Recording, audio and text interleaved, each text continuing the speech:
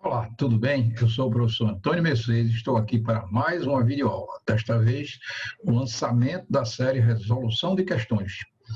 Lembrando, que o projeto AMC, projeto videoaula, ele contempla 4 séries. A primeira, Aprendendo Facilmente, que já está com uma quantidade imensa aí de aulas. A série Resolução de Questões, que hoje estamos lançando a primeira videoaula de resolução de questões, a série de tópicos avançados e a série também Tirando a Sua Dúvida. São séries que ainda vão estrear. Hoje, resolução de questões, nós temos essa primeira videoaula. Essa videoaula, ela contempla, na verdade, 17 questões abordando diversos assuntos relevantes de contabilidade de custo e contabilidade gerencial, e também de controladoria. É bom lembrar que essa aula é dirigida para você, que é aluno universitário, para você que está se preparando para um concurso público e para você profissional, que precisa recordar um pouco determinados assuntos, Inclusive empresários, que tem alguns detalhes aí importantes nessa videoaula. Não perca, extremamente importante. Se você está gostando, evidentemente, deixe seu like e inscreva-se no canal. E outra coisa, divulgue com seus amigos, através das redes sociais. Vamos agora abordar cada problema. Para cada questão que a gente abordar, a gente vai comentar o arcabouço teórico, arcabouço esse que estão nas videoaulas que nós citamos, nas videoaulas 1 até a videoaula 15, e fazemos a solução, damos a solução para o problema, ok? Primeira questão. É incorreto apontar como custo de conversão a depreciação dos equipamentos de produção, o salário do funcionário da fábrica, o salário do supervisor de produção, a energia elétrica da fábrica e a matéria-prima. Nós vimos lá na videoaula 3, que fala de classificações de custos e despesas, o conceito de custo de conversão ou custo de transformação. É tudo que você emprega para transformar a matéria-prima em alguma coisa, algo em si. Então, observe que das letras A, B, C, D e E, a única que é incorreta apontar como custo de conversão é exatamente a matéria-prima. As demais são empregadas para transformar essa matéria-prima em um produto, um bem ou um serviço. Ok? Então, uma questão bastante simples, questão também que já caiu em concurso público e que, apesar de ser simples, muita gente errou. A falta de atenção e também a falta de embasamento teórico, que é importante, certo? 2. A relação entre a variação no lucro líquido e a variação nas vendas da empresa apura o quê, Então, nós vamos lá, alavancagem financeira, alavancagem operacional, alavancagem total, elevação do custo ou margem de segurança, Nós vimos também esse assunto, tem videoaulas, na videoaula 11 nós vimos alavancagem operacional e comentamos alguma coisa também de alavancagem financeira. A alavancagem financeira esta que também está comentada na videoaula 1 de controladoria, Então, você começa a perceber a variação do lucro líquido e a variação de vendas da empresa, na verdade, é a alavancagem total, A alavancagem total. Essa é a alavancagem total. Então, mais uma questão importante que você precisa também ter conhecimento teórico, sobre o assunto. Questão 3 já é uma questão de cálculo, Determinada indústria que produz 2 tipos de produtos identificou em agosto de 2019 um custo indireto total de R$500 mil. E as seguintes informações. Então, listou-se aqui para produto 1 e 2, preço de venda, produção, no caso, e venda, 5 mil unidades, 8 mil unidades, custo indireto total é 24, unitário, outra 25. Sabemos que o custo indireto é rateado. Observe aqui, a questão é bem interessante, porque ela coloca aqui, o custo indireto é rateado. O custo indireto, ele é rateado pelo total do custo direto, pelo total do custo direto. E aí é correto afirmar que os custos totais unitários dos produtos 1 e 2 serão respectivamente de 6406, 6150, 3750, 6250, 8660, 4840, 6150, 6406, 73, 5750, né? Letras aí. Então, vamos dar a solução. Observe, nós temos o custo direto e aqui está dizendo que ele é rateado em função do custo direto, né? Então, vamos lá. Então, solução, produto 1 e 2. Né? Sempre adotamos a solução em vermelho para destacar, né? Então, o custo direto total é o quê? É 5.000 unidades do produto 1 vezes 24, que é o custo unitário, então dá 120 mil. Para o produto 2, nós temos o quê? 8.000 unidades vezes 25, né? Vezes 25, então 200 mil, né? Então, se eu somar aqui, ó, 120 mil com 200 mil, 320 mil. Então, de custo direto total, nós temos 320 mil. Como ele é rateado o custo indireto em função do total do custo direto, basta agora eu saber qual é a parcela correspondente de cada um. Então, se eu dividir 120 mil por 320, vou ver que para o produto 1 cabe 37,5%. Na hora do rateio que eu for fazer do custo indireto.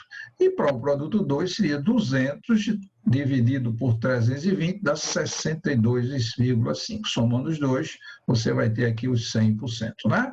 E aí eu pego o custo indireto total, é 500 mil, tá vendo? A importância vital, a gente está destacando aqui, ó, o custo direto, né? Ele é 500 mil, ó, tá vendo? 500 mil. E que agora eu vou ratear 37,5% de 500 mil dá 187.500. E 62,5% de 500 mil dá 312.500, né? E aí, se eu dividir esse custo pela quantidade produzida, porque aqui, na verdade, ele quer saber os custos totais unitários, né? Então, eu tenho que dividir agora. Eu dividindo por 5.000 e dividindo essa parcela do 2 por 8.000, eu vou achar que o custo indireto unitário do produto 1 é 37,50 e o custo indireto do produto 2 é 39,06, né? Como ele quer saber os custos totais unitários, basta que eu acrescentar o custo direto unitário, cujo valor já foi dado. Para o produto 1, 24, para o produto 2 foi dado 25, né? E se eu somar, eu tenho o custo total unitário do produto 1, 61,50 e do produto 2, 64,06, né? E aí, se você olhar, esse assunto aqui é a letra D, a resposta, 61,50, 64,06, né? Essa questão aí é importante, essa questão 3 também está toda a parte teórica lá na videoaula 6, né? Que fala de custeio, né? Por absorção e custeio variável. Lá você tem algumas questões em cima desses assuntos, né? Observe que nas aulas teóricas nós sempre apresentamos questões resolvidas, depois nós apresentamos questões que resolvemos no final de cada aula.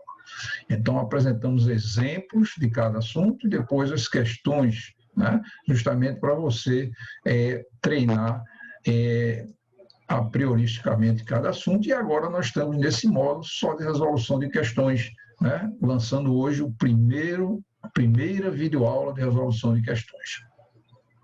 Questão 4 é interessante, né? Ele diz o seguinte: quanto a margem de contribuição cobre todos os custos de despesa física de um período, mais o custo de oportunidade do capital investido? Olha, interessante, né?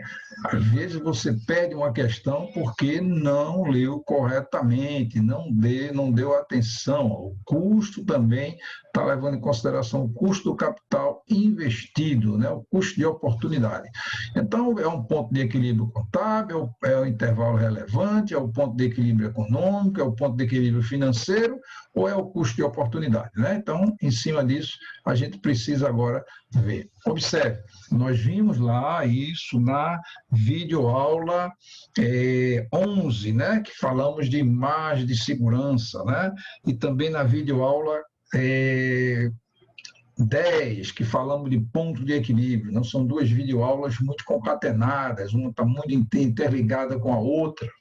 Lá na videoaula 10, nós vimos lá sobre pontos de equilíbrio. E a gente viu que o ponto de equilíbrio contábil, financeiro e econômico. E a gente viu que o ponto de equilíbrio econômico é aquele que você leva em consideração o custo de despesa fixa, mais o seu custo de oportunidade ou um lucro desejado, que pode ser também um percentual do investimento que você fez e assim por diante, dividido lá pela margem de contribuição unitária, né? Então, quando você tem cobrindo os custos de despesa fixa de um período e o custo de oportunidade, com certeza você tem um ponto de equilíbrio econômico, né? Só lembrando, né, é interessante a gente lembrar isso aqui, né, que esse gráficozinho aqui nós fizemos vários deles, né? Aqui, ó, tá vendo aqui, ó, gráfico, aqui nós temos lá a parte fixa, a parte variável, e aqui nós temos a equação que representa a receita da empresa.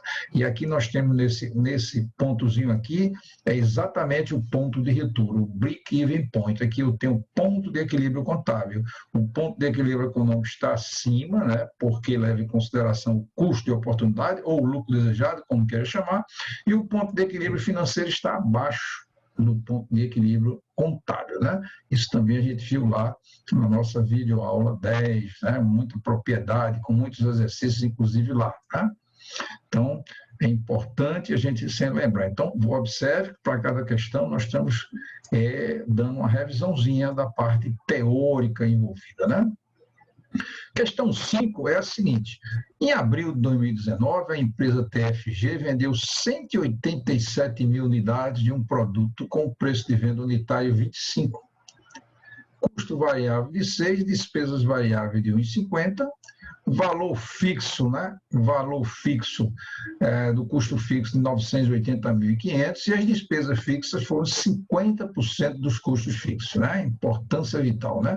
Então, é importante você ler cada problema que você enfrentar, é importante que você leia com atenção, veja os dados, as correlações que há entre os determinados itens apresentados, né?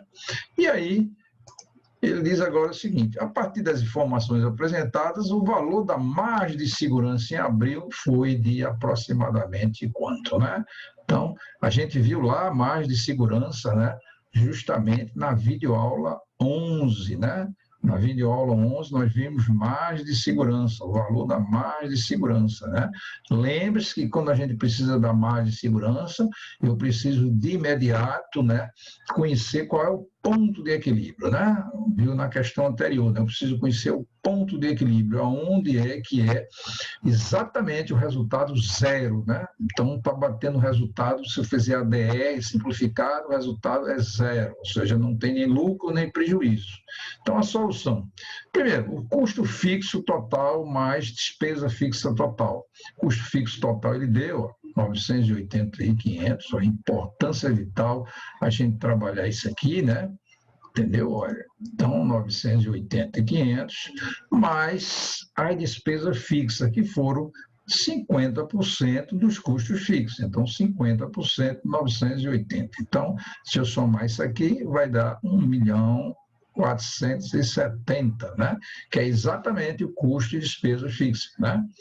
E aí, a gente agora vai, o PEC, né? Na verdade, veja, eu preciso, para conhecer a margem de segurança, eu preciso ter o PEC. Então, pense logo, toda vez que você tiver um problema que tenha solicitado margem de segurança, é importante eu conhecer o ponto de equilíbrio contábil, né?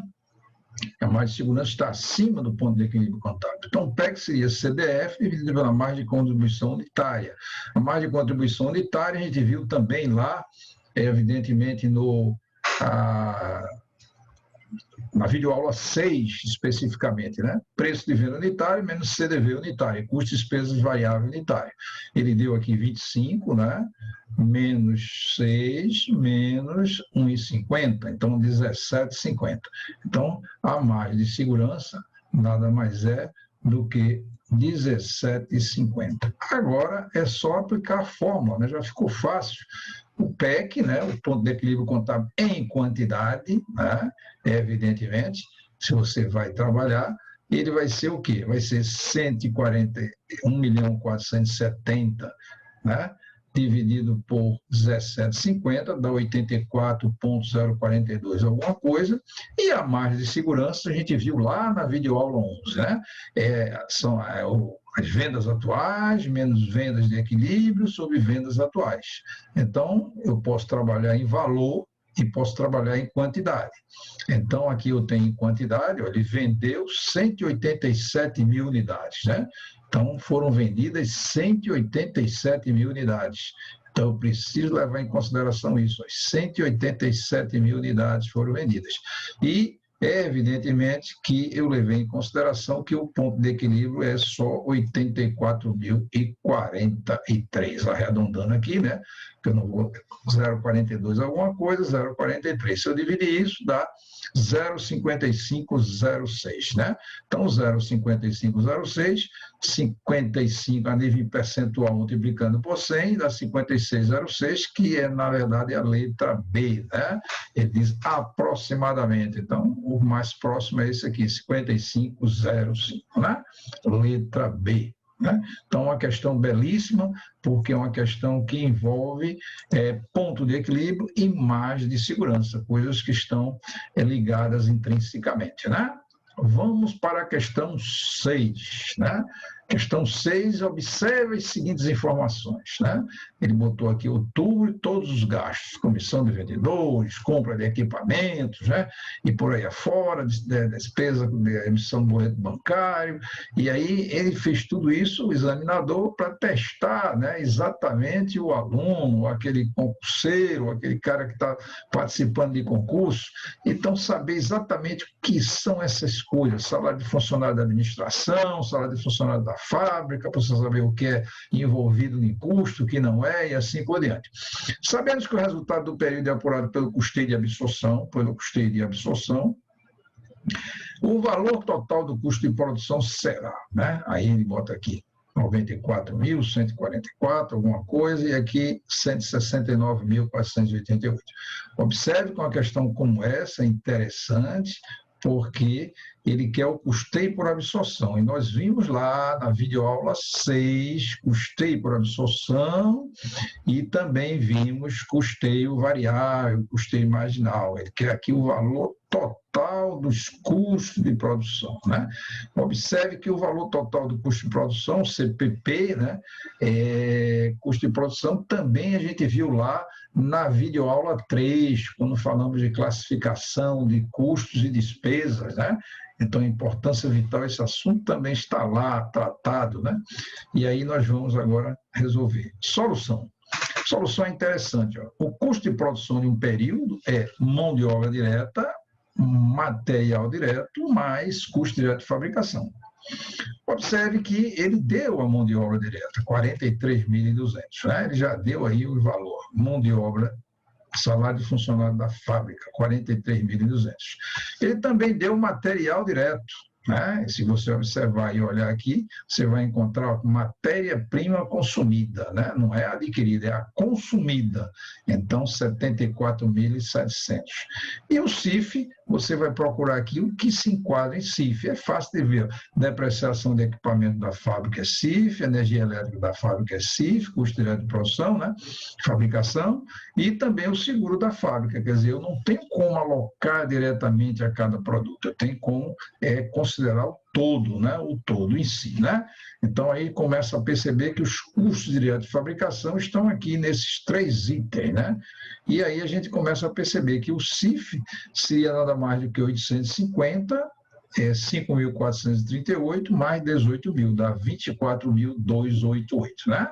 E aí se torna fácil, né? É fácil de perceber agora, porque eu tenho todos os elementos para calcular aí o meu custeio por absorção. Então, meu custo de produção de um período seria o 43.200, está aqui, mais os 74.700, mais os 24.288, que foi o CIF, dá 142.188, e é letra C. Né? Então, você veja que é uma questão interessante, porque é uma questão que envolve a videoaula 6 e a videoaula 3, né, esses assuntos, né? Então, lá, inclusive, tem um esquema gráfico que mostra desde lá do CPP até você chegar ao CPV, custo de produtos vendidos, né? Passando pelo CPP, passando pelo CPA e assim por diante. Então, mais uma questão belíssima que envolve determinados assuntos de custos, né? E aí nós passamos agora para a questão que é a questão 7, né? A confeitaria doce apresentou em 2008 uma redução de 7% do seu resultado. Olha, interessante, né? 7% do seu resultado. A empresa identificou que o que motivo estava o custo variável elevado, né? Ele queria saber, puxa, nesse tipo de negócio é correto considerar como custo variável o quê, né?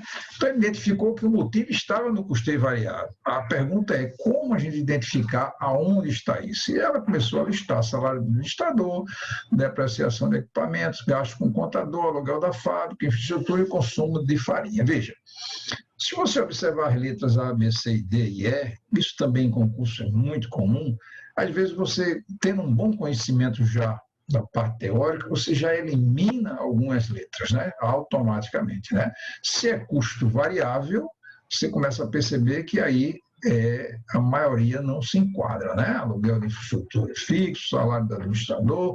Então, a única letra que você tem aqui como custo variável seria o consumo de farinha. Se eu produzir mais, eu gasto mais farinha. Se eu produzir menos, eu gasto menos farinha. Os demais não se enquadram aí, né? Então, não são custos variáveis, né? Letra E, né? E aí a gente vê isso aí nesse custo variável. Mais uma vez, nós estamos lá na videoaula 6, também na videoaula 3, né? Que fala também de custo variável, né? Custo fixo, custo variável e assim por diante. O sistema de custeio, que atribui apenas os custos e a despesa variável aos produtos ou serviços, é denominado custeio de quê, né? Qual é esse sistema de custeio, né? Observe que aí vai apresentar uma coisa interessante. O ABC nós vimos lá uma aula só sobre o ABC, né? O ABC, ele está na videoaula 11, né? 12, que digo, né? O ABC, né?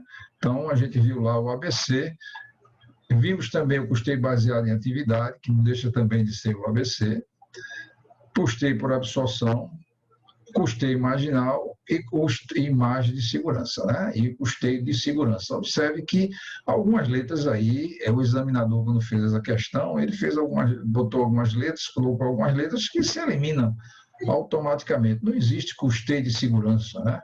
Existe custeio ABC, custeio baseado em atividades, custeio por absorção e custeio marginal. Mas aqueles que levam em consideração custo de despesas variáveis, a gente viu isso lá, na videoaula 6, né? E é o custeio marginal, o custeio variável. Na videoaula 6, nós vimos custeio por absorção e custeio variável ou marginal, nome mais moderno, né? Importante. Então, mais uma questãozinha interessante que você não deve errar. Poder pode, mas não deve, porque você tem que ter o mínimo de conhecimento teórico para resolver essas questões teóricas, né? Então, se você está gostando, não deixe de dar o seu like, não deixe de se inscrever, né? Comunique nas suas redes sociais, divulgue, é importante para o crescimento do canal, né? Vamos lá, mais uma questãozinha, a questão 9, né? A indústria movelaria limitada apurou no último exercício o resultado a seguir. Então, vendas líquidas, custeio variável, despesa variável, margem de contribuição, custo fixo, despesa fixa, resultado operacional. Em cima desses dados apurados, observe que o resultado operacional deu prejuízo, está vendo? Tá vendo? E aqui, analisando o resultado apurado, a empresa identifica a necessidade de um ponto de equilíbrio contábil no valor de aproximadamente de quanto, né? Observe que nessa situação, essa empresa, ela não está bem, né? Porque ela está com resultado que representa prejuízo, né? Então, eu começo a perceber, se eu colocar aqui aquele gráfico, né? Colocar aqui a parte fixa, colocar aqui a parte variável, colocar aqui a equação da receita, né? Ela está, evidentemente, tudo que tiver aqui acima é lucro, aqui abaixo é prejuízo, né? Então, está nessa situação, está na situação de prejuízo, né? Mas o que é que ele quer saber? Ele quer saber o que deve fazer, e para isso eu preciso conhecer qual é este ponto de equilíbrio aqui, né? Ou seja, onde eu nem tenho nem lucro nem prejuízo, para a partir daí eu começar a batalhar resultados positivos, né? E aí ele bota 3.234.612,45, 2 milhões alguma coisa, 4 milhões, sai botando as letras A, B, C, D e E, né? E ele usa sempre essa palavrinha, né, que às vezes eu não gosto, mas às vezes cai em concurso, que é aproximadamente, né? Quer dizer, evidentemente que tem que ser alguma coisa muito próximo para que a questão não seja impugnada, inclusive, né? E aí eu começo a perceber que este valor aqui do custo, né, levando em consideração aqui, ó, a margem de contribuição, né, se eu levar em consideração, ela representa 0,326 alguma coisa, né? Como aqui ficou em cima do gráfico, eu vou apagar o gráfico para a gente ver. Então, a margem de contribuição, né, que é essa parte aqui, ó, tá vendo? Essa parte aqui, ó, ela representa 0,3625 das vendas líquidas, né? Está representando isso, né? E aí eu começo a perceber agora a solução em cima disso. Primeiro, resultado operacional. Olha, se eu observar esse esquema que foi feito aqui, esse resultado operacional tem que dar zero, né? Para que, evidentemente, eu tenha o ponto de equilíbrio, né? Resultado operacional é zero. Então, eu começo a perceber que zero aqui como resultado operacional, e aqui eu vou dizer, ó, a margem de contribuição, ela representa 0,3625 das vendas líquidas, né? Então, é 0,325 das vendas líquidas. E aqui para baixo eu boto custo fixo menos e menos a despesa fixa. Ou seja, eu aproveitei esse mesmo esquema que foi feito aqui, está vendo o mesmo esquema, né? Da margem de contribuição aqui, eu vou marcar aqui resultado operacional e reproduzir aqui, ó, sendo que agora resultado operacional é zero, né? O resultado operacional agora aqui, ó, isso aqui, né? Se eu levar em consideração isso aqui, ele passa a ser zero, né? E aqui, a margem de contribuição é 0,3625 das vendas líquidas, né? Menos o custo fixo, né, no caso aí de 1.000, menos a despesa fixa de 800. E aí eu tenho essa equaçãozinha aqui, né? Então, nesse momento, eu traduzi a expressão que vai me dar, evidentemente, meu ponto de equilíbrio numa equação que está as vendas líquidas embutidas, né? E aí eu começo a perceber, daqui eu tiro minhas vendas líquidas, né? É fácil de tirar as vendas líquidas aqui, o resultado líquido vai dar 4.965.517,24. Como a questão em si, ele está pedindo o ponto de equilíbrio em valor, não é em quantidade, então já é a própria solução, né? 4.965.517,24. E, na verdade, isso aí é a letra 4.925.000, né? Está até aqui grafado errado, mas, né, simplesmente a grafia aqui saiu aqui, mas, na verdade, é a letra C, né? Então, se você observar, o resultado aqui não é este, né? E simplesmente este aqui, ó, letra C, 4.925.517,24, né? Então, a importância vital a gente ter essa atenção, né? Foi marcada aqui, mas a letra correta é a letra C, tanto que aqui está a letra C. Apenas na hora de sinalizar aqui, caiu na letra D, né? Então, a resposta seria 4.965.517,24. Então, isso é a solução deste problema, né? Então, observe que eu aproveitei a mesma demonstração de resultado que está aqui para fixar, só considerando agora as vendas, o resultado operacional zero, né? O resultado operacional zero, né? Vamos mais uma questãozinha aqui, seguinte, né? a questão 10. A Indústria Star S.A. vendeu em agosto 26 mil unidades de seu único produto a um preço médio unitário de 40. Né? Para conduzir cada unidade, gastou 22 e a comissão de vendas foi 10 de comissão sobre o preço de venda. O custo fixo de suas fábricas eles foram 68 mil e as despesas fixas 44 mil. Né? E aí ele começa a perceber. Considerando os dados informados, a margem de segurança, observe que agora a questão ela está em cima da margem de segurança. Né? Então, mais uma vez, em cima lá daquele assuntozinho lá nosso da videoaula 11, né? Margem de segurança, 62, 21, 30,77%, 35, 78. Observe, para a margem de segurança, nós já falamos na aula teórica também, na videoaula correspondente, nos exercícios anteriores que falou de margem de segurança, eu preciso conhecer o ponto de equilíbrio contábil. Aquilo que não tem lucro nem prejuízo, né? O resultado é zero, né? Então, o ponto de equilíbrio contábil é importante. Então, o meu CDF, ele deu 68, né? Geralmente, eu gosto de grafar aqui para você ficar atento às 68, está aqui, as despesas fixas 44, então dá 112 mil, né? E aí, a gente vai... A margem de contribuição unitária também é fácil, o que ele deu preço unitário 40, né? Preço unitário 40, né? Importância vital isso aqui, ó. Preço unitário 40, né? E para produzir se gastou quanto? 22, olha, 22 se gastou aqui, e mais as comissões de vendas, que é 10% do preço de venda, né? Como o preço de venda é 40, né? A comissão é 10%, a comissão de vendas é 10% de 44, né? Então, somando isso, dá 14, né? 40 menos 22 menos 4 dá 14.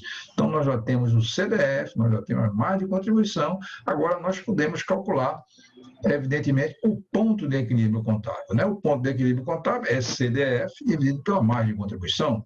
Então, seria 112, né, que a gente tem lá, 112 aqui, dividido por 14. Isso dá 8 mil unidades. Então, o ponto de equilíbrio é exatamente 8 mil unidades, né? Então, calculamos aqui as 8 mil unidades.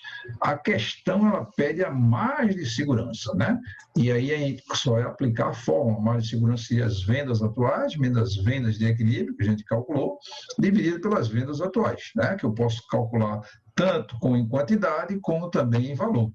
No caso aqui específico, está em unidades, né? Porque o problema apresenta-se em unidades. Então, você tem aqui 26 mil, que é exatamente quanto está sendo vendido, menos 8 mil, que é o ponto de equilíbrio, dividido por 26 mil, dá 0,692308, né? Isso vezes 100 dá 69,2, né? Aproximadamente 69,2 é a letra A, né? Mais uma questão muito bem estruturada, muito organizada, que trata de imagem de segurança, e para tal nós precisamos conhecer ponto de equilíbrio, né? O ponto de equilíbrio é importante, né? Você para a solução desses problemas, né? Questão 11, né? Vamos lá, questão 11. Questão 11, ele diz assim: no que diz respeito à formação de preço, o mesmo é determinado pelo equilíbrio entre oferta e demanda, né? Oferta e demanda está muito ligada à economia, né? A gente começa a perceber logo essa questão. Essa abordagem é orientada para quê? Né? Pelo mercado, pelo custo, né? Pela teoria econômica, pela concorrência ou pelo método de custeio? Observe, nós vimos em aulas anteriores, em videoaulas anteriores, que eu posso trabalhar meu preço em função do custo, e eu estou dando uma opção de dentro para fora, né? Eu posso trabalhar em cima do mercado, considerando a concorrência, que é de fora para dentro, né? E, evidentemente, eu posso trabalhar em cima também da teoria econômica, né? Se eu estou trabalhando oferta e demanda. Então, observe que essa questão ela está muito em cima da teoria econômica, né? Porque se fosse pelo custo, eu estava me preocupando em saber meu custo, adicionar o lucro desejado com ou sem tributação e estabelecer meu preço, né? Se fosse de fora para dentro, era o contrário, né? Eu via o preço que estava pelo mercado e começava a trabalhar um custo reverso, para determinar o quê? Determinar aonde eu vou poder enxugar minha empresa para competir com essa outra empresa, né? Como também vimos em aulas anteriores, em videoaulas anteriores, na videoaula 6, na 7, na 9, também falamos sobre isso. Então, seria trabalhar de fora para dentro. Já pela teoria econômica, é simplesmente o equilíbrio entre oferta e demanda, ou seja, na verdade, é a oferta e a procura, né? Questão 12. Entre os tributos que podem ser inclusos no custo de materiais comprados, se não forem recuperáveis, estão, observem, custo de material. Nós vimos isso na videoaula 4A. A videoaula 4A vê lá sobre material, né? A videoaula 4B é sobre mão de obra direta, a 4A é sobre material direto, né? Então, vimos lá que existem tributos recuperáveis e não recuperáveis, né? Então, observe, se não forem recuperáveis, estão o quê? Imposto de renda jurídica, ICMS, PI, PIS, COFINS, ICMS, PIS e ISS, imposto de renda da pessoa jurídica, imposto tributário, né, territorial rural, IPVA, ICMS, ISS, IPI, imposto de renda da pessoa jurídica, CCSL, CSLE, ICMS, IPI, ICMS, IPI, PIS e COFINS. É uma sopa de letras, né? Uma sopa de sigla, né?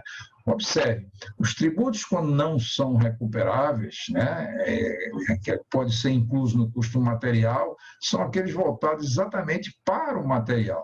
Então, você observa que a gente só tem aqui uma letra que contempla isso, né? E a letra é ICMS, IPI, ICMS é um imposto por dentro, IPI é um imposto por fora, PIS e COFINS. Esses são os tributos que, se não são recuperáveis, eles fazem parte do custo do material, né? Quem tiver dúvidas sobre isso, assista a videoaula 4A, que detalha muito bem esse assunto, tá?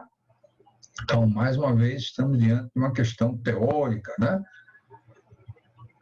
Se você está gostando da videoaula, deixe seu like, não se inscreva, divulgue nos seus canais, nas suas redes sociais, né? Divulgue com seus amigos para participar do crescimento do canal. Vamos mais uma questão, a questão 13, né? A questão 13, no custeio por absorção, mais uma vez estamos diante da videoaula 6, né? Que fala custeio por absorção. As despesas fixas são tratadas como despesa do período. As despesas indiretas, os custos indiretos são rateados por meio de base e rateios arbitrários. Os custos diretos são rateados por meio de base e rateios arbitrários. As despesas fixas são tratadas como custo do período e, último, as despesas fixas são associadas a um período e não a uma unidade produzida, né? Então, nós estamos diante da videoaula 6. Observe que, quando a gente tratou de custeio por absorção, a gente viu que os custos indiretos eles são rateados em função de alguma coisa, né? Alguma base. E por mais criteriosa que seja essa base, ela é arbitrária. Eu posso ratear por horas de máquina, mão de obra, valor da mão de obra, valor da hora de máquina, ou fazer um mix disso aí, né? Então, tudo que é rateio é uma imprecisão. É alguma coisa que, por mais que eu me preocupe em ser criterioso, alguém vai questionar e você vai se render, né? Então, rateios são bases arbitrárias que, evidentemente, nós utilizamos em função da incapacidade que nós temos naquele momento de atribuir aquele custo como um custo direto. Então, a gente começa a perceber que a resposta é a letra B. Indiretos são rateados por meio de base de rateio arbitrários, né? 14. No reconhecimento contábil dos gastos de materiais, um valor que pode ser apropriado diminuindo o custo do material isso também nós vimos na videoaula 4A, quando falamos de materiais diretos, aquilo que são acrescidos ao material. Por exemplo, a gente viu minutos atrás, na questão 12, creio, que os tributos não recuperáveis, eles fazem parte do preço do material, né? Os recuperáveis não, mas os não recuperáveis entram. E, evidentemente, o que é um valor que pode ser, observe, é um valor que pode ser, né? Olha, pode ser, é bom grifar isso aqui, apropriado, diminuindo o valor do custo, né? E aí o examinador foi interessante que ele botou abatimento obtido, seguro, tributo incidente sobre operação de compra, tributo incidente sobre operação de venda, despesa. E você começa a perceber que o abatimento é que deve ser, evidentemente, diminuído do custo do produto, né? Se eu tive um abatimento, ele não pode, evidentemente, fazer parte do custo do produto, né? O seguro, se foi por minha conta, ele vai fazer parte. O tributo, né, incidente, né, naquela compra que eu fiz, né, se ele é recuperável, ele não faz parte. Se é não recuperável, ele faz parte, né? E as despesas financeiras, evidentemente, também não faz parte. E aí a gente vai agora para mais uma questão importante, que é a questão 15, né? É uma vantagem do custeio baseado em atividades, né?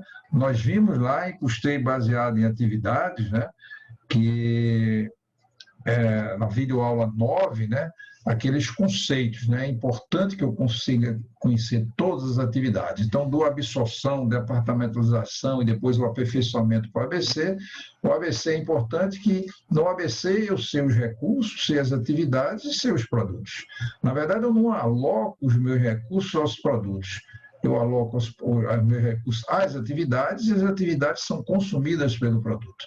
Na verdade, quem consome recursos são as atividades no ABC, né? Ele diz uma das vantagens: limitar-se a interação entre pessoas da mesma área, oferecendo mais segurança na informação, descobrir somente as atividades que adicionam ao processo, adicionam valor ao processo, permitir determinados custos canais de clientes ao mapear atividades relacionadas a despesas comerciais, diminuir os custos, né, diretos, e incluir custo de todas as atividades operacionais, exceto atendimento pós. Observe que, quando a gente trata de ABC, quando a gente trata de custeio por departamentalização e assim por diante, é uma preocupação com os custos indiretos. Os custos diretos já são alocados facilmente, você já identifica por cada produto.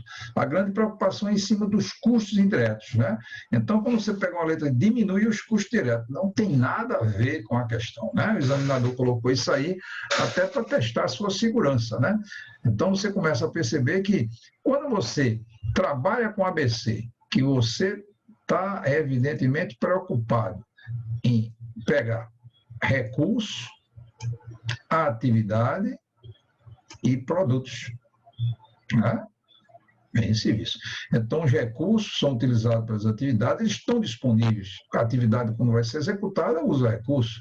E essas atividades, elas são ativadas em função de cada produto. É tanto que cada produto, ele não passa por todas as atividades, né? Ele, determinada atividade está num produto, não está no outro, então ele só é dinamizado quando o produto precisa daquela atividade. Então, essa atividade aloca recursos. Então, observe que é diferente quando você faz lá a alocação por absorção, porque você tem recurso diretamente aos produtos. Aqui você tem recurso por atividade e atividade alocada ao produto, que a gente chama de RAP, né? Recurso, atividade e produto, né? Então, diante disso, a gente começa a perceber que na hora que você começa a mapear todas as atividades envolvidas na fabricação dos produtos, primeiro que você passa a ter um grande conhecimento sobre cada atividade, né? E começa a descobrir, inclusive, atividades que não agregam valor, né? Então, como essa questão aqui, a B, aí é interessante quando o examinador coloca isso aqui, ó, somente, né? Somente, ó, cuidado com essas palavras, somente as atividades que adicionam ao processo, né? Quando você começa a perceber essa condição de somente, aí você veja que existem algumas palavras somente, então somente, apenas, exclusivamente, mutuamente excludente. Muito cuidado com essas questões, né? Somente as atividades, você já vê que não é isso, né?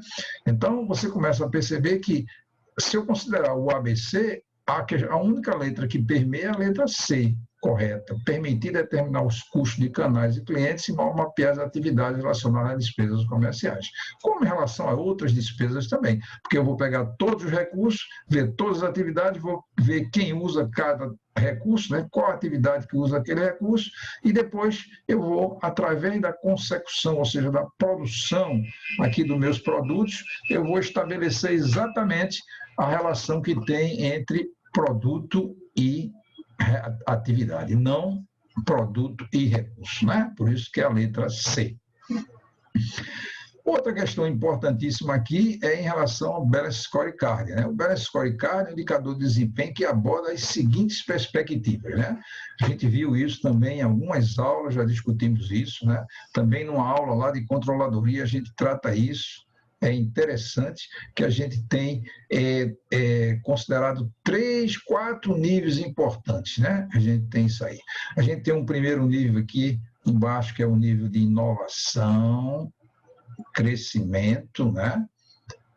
Aprendizagem, inovação e crescimento. Você tem um nível aqui correspondente aos processos internos, não são processos externos, processos internos.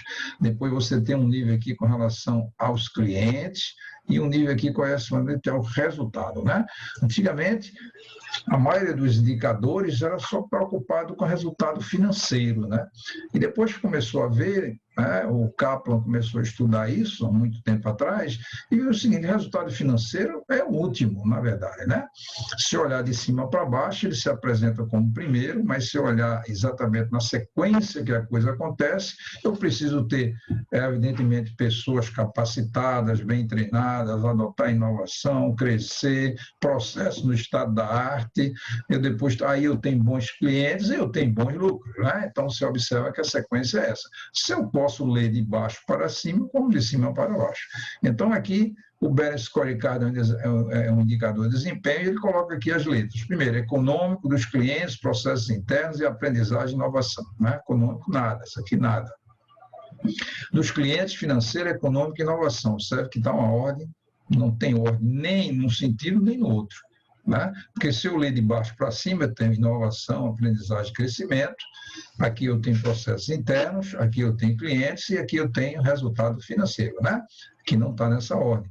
Econômico, financeiro, clientes, processos internos. Operacional, dos clientes, da aprendizagem, inovação e do crescimento. E financeiro, clientes, processo interno, aprendizagem, inovação e crescimento. Observe que a letra A, ele fala de cima para baixo. Financeiro, clientes, processos internos e aprendizagem.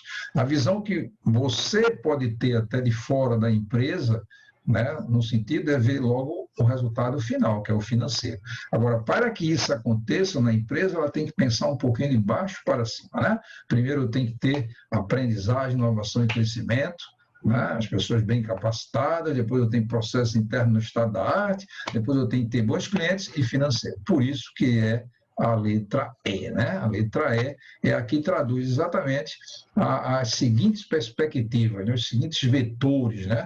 Quer dizer, com o BSC, se deixou de pensar que o indicador de desempenho é somente financeiro, né? Existem outros indicadores não financeiros de suma importância que contribuem muito para o indicador financeiro, né? E aí nós temos a última questão dessa primeira a aula, videoaula, né, do módulozinho, ou seja, da série de resolução de questões, né? A relação entre variação de lucro e variação do lucro operacional indica o quê, né? Variação de lucro líquido e variação de lucro operacional, né? Isso está lá na videoaula correspondente à controladoria, né? Como fala lá de GAF, grau de alavancagem financeira e grau de alavancagem operacional, né? Então, na verdade, quando a gente está tratando lucro líquido, né? Se eu botar aqui o lucro operacional, eu estou tratando de alavancagem financeira, né? Observe que aí eu estou falando na financeira, que eu estou trabalhando no lucro líquido em cima da variação do lucro operacional da empresa. E no lucro líquido já foi descontado aí, evidentemente, a influência dos juros que eu paguei de capital de terceiro, né? Por isso que é a alavancagem financeira, né? Quem tiver dúvida, consulte lá a nossa videoaulazinha, minha que trata sobre isso, é a videoaula 1 de controladoria, né? E aí, se você está gostando da aula, dê seu like, inscreva-se, divulgue nas suas redes sociais, comunique com seus amigos e contribua para o crescimento desse canal. Eu queria de imediato agradecer a você que está assistindo essa videoaula, agradecer a todos aqueles que já se inscreveram, né, e estão participando diretamente no crescimento do canal. E como fonte de referência estão todas as minhas videoaulas no canal AMC, o canal do conhecimento no YouTube, né? De importância vital, esse canal tem lá muitas videoaulas de curso, contabilidade gerencial, gestão de tempo, né? E mais, evidentemente, agora o lançamento dessa primeira videoaula da série que é de resolução de questões, né? Agradeço a todos e até uma outra oportunidade.